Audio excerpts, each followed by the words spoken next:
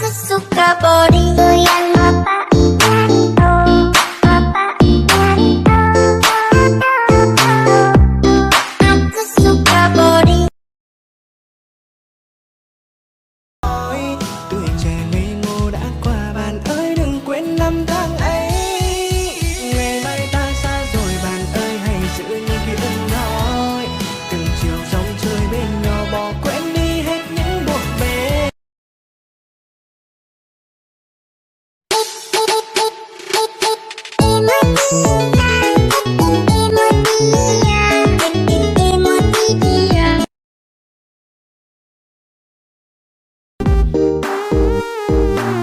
Okay, the party people in the area, let's join to the party.